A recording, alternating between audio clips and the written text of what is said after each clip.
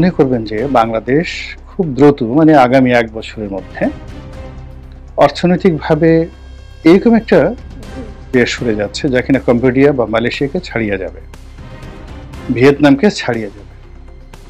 এবং এই সম্মেলনে ডক্টর মোহাম্মদ ইউনূসের যে ম্যাগনেটিক পাওয়ার, সেই ম্যাগনেটিক পাওয়ারে সারা দুনিয়া থেকে বিনিয়োগকারীরা পঙ্গপালের মতো বাংলাদেশে এসে অকাতরে তারা বিনিয়োগ করবে এবং লক্ষ লক্ষ লোকের কর্মসংস্থান হবে, ইত্যাদি ইত্যাদি আরো অনেক কিছু যারা ইন ডিটেলসে না জানে।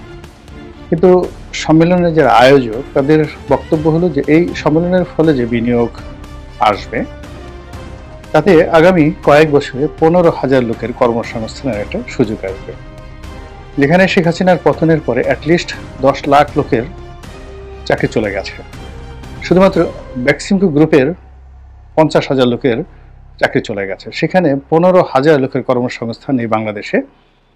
বিশাল আগুনের মধ্যে যদি এক বিন্দু পানি ঢালেন যে অবস্থা হয়, ঠিক ওইরকম একটি অবস্থা তৈরি হবে।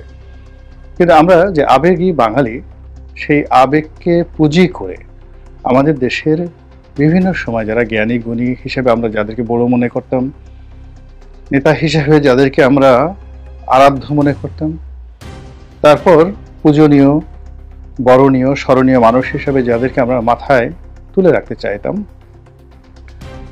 সে মানুষগুলো সবসময় আমাদের এই আবেগকে নিয়ে তারা ছেলে খেলা খেলেছে। এবারও এই বিনিয়োগ সম্মেলনকে নিয়ে কি হচ্ছে সেগুলো নিয়ে আলাদা একটা ভিডিও করব। আজকের ভিডিওতে যে কথাটি বলবো সেটা হলো ডক্টর মোহাম্মদ ইউনূস এই সম্মেলনে বক্তব্য দিতে গিয়ে তিনি দুইবার কেঁদেছেন।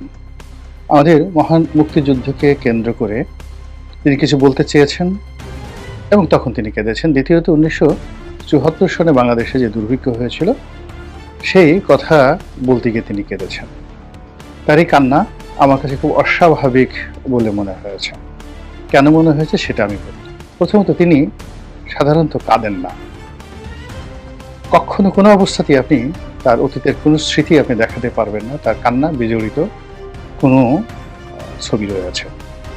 বরং তিনি উচ্ছল, প্রাণোচ্ছল, কলকল, ছলছল এবং